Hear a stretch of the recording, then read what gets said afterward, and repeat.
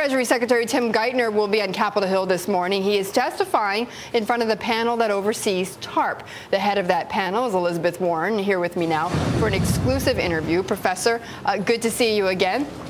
Good to see you. Okay, so what are you going to put to, what are the questions you're going to put to Secretary Geithner today?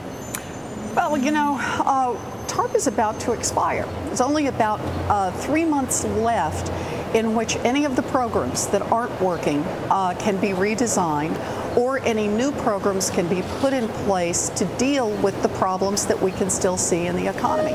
So that's the part we mostly want to press on. What happens between now and expiration? But do you think you can get that done in the next 3 weeks? I know you point out problems with the mortgage foreclosure plan, the problems with small business lending. Is any of that going to be resolved in 3 months?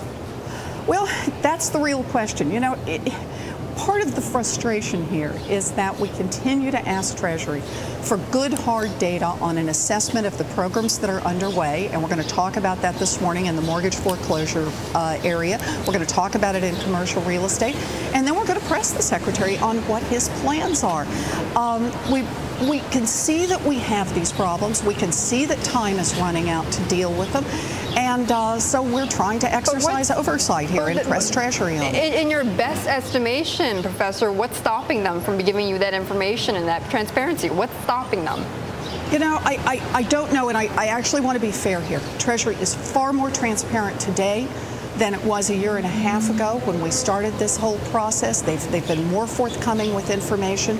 But the bottom line is they still have not both collected certain kinds of information, particularly in the area of small business lending, and have not given accurate assessments of what's happening in certain programs like the mortgage foreclosure program. But do you think do you think part of it is because they don't see that as much of a top priority as having given capital to banks? All I can do from the Congressional Oversight Panel is to try to elevate the importance of it, and that's part of what we do by asking the Secretary to come in and ask him in public on the record to address why it is that those problems don't seem to have a priority for the Treasury Department. Okay, Professor, I want to ask you, we've gotten some data recently that more and more banks, dozens of them I'm told, small banks are not paying their TARP dividend. Yeah. Does that trouble you? Yes, it does. And it troubles me because it's a sign that there's still a great deal of instability in the banking system. In fact, let me just throw another number out there. Do you realize that 3,000 of our 8,000 banks have serious concentrations in commercial real estate, which we know is a coming problem? 6 of the 19 stress-tested banks have commercial real estate that exceeds their Tier 1 capital.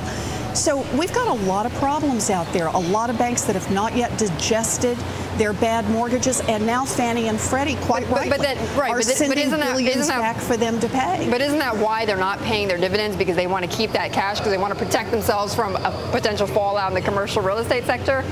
Absolutely, and if you look at the big numbers, this does not look like a problem that's going to get smaller over the next couple of quarters. It looks like a problem that's likely to increase.